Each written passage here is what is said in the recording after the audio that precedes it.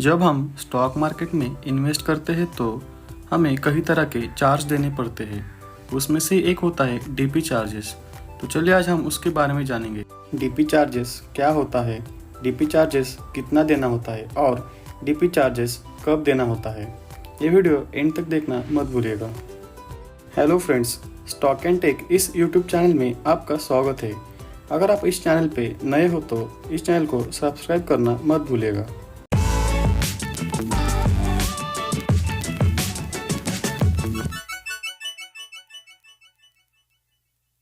What are DP charges? DP charges यानी कि depository participant charges होता है। डीपी चार्जेस के बारे में जानने से पहले हम जानेंगे डिपॉजिटरी क्या होता है। डिपॉजिटरी का मतलब वो जगह जहां आपके शेयर रखे जाते हैं। ठीक वैसे ही जैसे कि आप अपने पैसे बैंक में रखते हो, वैसे ही शेयर रखने के लिए डिपॉजिटरी रहती है। जब भी हम कोई भी ब्रोकर से शेयर डिलीवरी पर बाय करते हैं तो शेयर डीमैट अकाउंट में डिजिटली जमा होते हैं और डीमैट अकाउंट सिर्फ डिपॉजिटरी ही ओपन कर सकती है। अभी के टाइम में इंडिया में दो डिपॉजिटरी है। एक है CDSL यानी कि सेंट्रल डिपॉजिटरी सर्विसेज लिमिटेड और दूसरी NSDL यानी कि नेशनल सिक्योरिटी डिपॉजिटरी लिमिटेड है। हम जब भी किसी भी ब्रोकर से डीमैट अकाउंट ओपन करते हैं तो हमारा अकाउंट इन्हीं दोनों में से एक डिपॉजिटरी में होता है। जब भी हम शेयर डिलीवरी पर बाय करते हैं तो इन्हीं में से एक डिपॉजिटरी में शेयर्स डिजिटली स्टोर रहते हैं जब तक कि आप उस शेयर को सेल नहीं करते। यानी कि बाइंग से लेकर शेयर सेल करने तक इन्हीं डिपॉजिटरी के डीमैट अकाउंट में शेयर्स रहते हैं। इन्हीं डिपॉजिटरी के कारण हमारे शेयर्स सेफ रहते हैं। अगर आपने जिस ब्रोकर से शेयर्स बाय किए हैं और उस ब्रोकर का बिजनेस बंद हो गया या फिर वो ब्रोकर भाग गया, तब भी हम इन डिपॉजिटरी के जरिए से हमारे शेयर्स को एक्सेस कर सकते हैं। इस सर्विस के बदले डिपॉजिटरी हमसे कुछ फीस लेती है, इसे ही हम डीपी चार्जेस कहते हैं। जैसे कि मैंने आपको बताया, इंडिया में दो डिपॉजिटरी है, एक CDSL और दूसरी NSDL। दोनों ही डिपॉजिटरी के डीपी चार्जेस की प्राइस डिफरेंट है।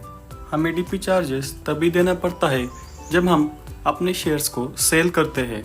CDSL पर कंपनी पर सेलिंग डे के ₹5.50 चार्जेस लेती है और वही NSDL पर कंपनी पर सेलिंग डे का ₹4.50 चार्ज लेती है।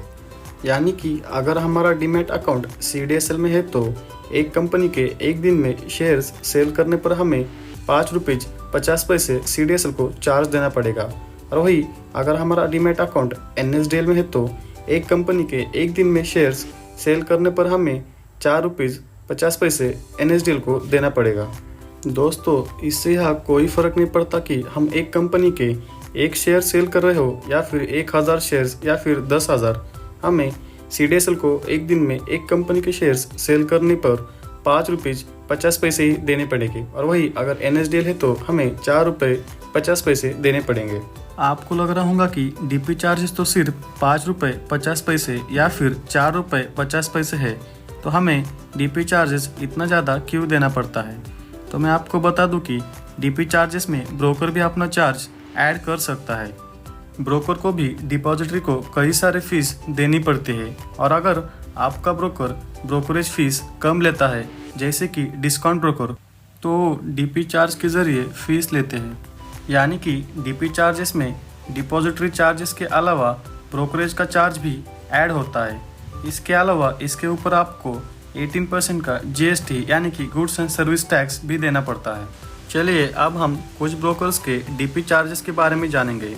फॉर एग्जांपल, अगर हम ज़ीरोधा के बारे में बात करें तो ज़ीरोधा CDSL से लिंक है।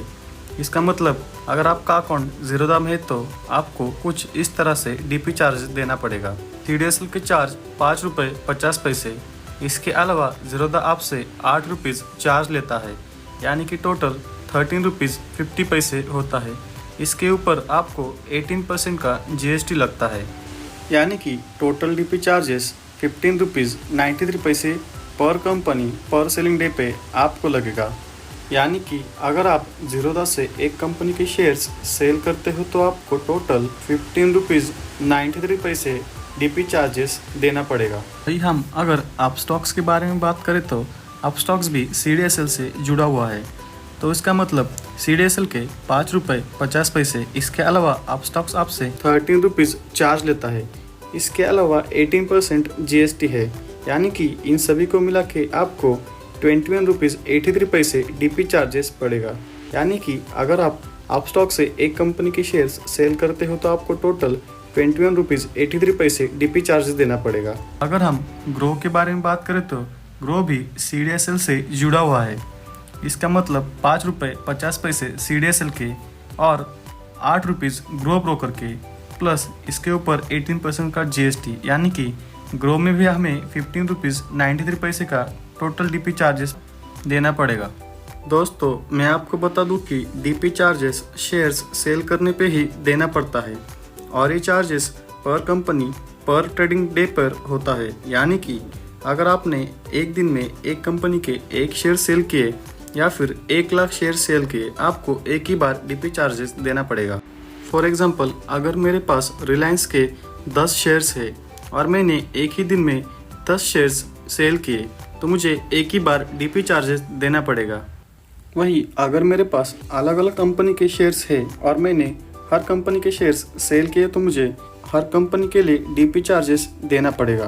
फॉर एग्जांपल, अगर मेरे पास रिलायंस के 10 शेयर्स, HDFC के 10 शेयर्स, इन्फोसिस के 10 शेयर और TCS के 10 शेयर्स है और मैंने एक दिन में चारों कंपनी के एक एक शेयर्स सेल किए, तब भी मुझे 4 बार DP चार्जेस देना पड़ेगा। और वही अगर मैंने एक ही दिन में चारों कंपनी के सारे शेयर्स यानी कि 10-10 शेयर्स सेल किए, तब भी मुझे 4 ही बार DP चार्जेस देना पड़ेगा। उम्मीद है दोस्तों आपको ये वीडियो पसंद आया होगा। अगर आपके मन में अब भी कुछ डाउट है तो मुझे कमेंट्स में बता दीजिएगा। And finally, thank you for watching.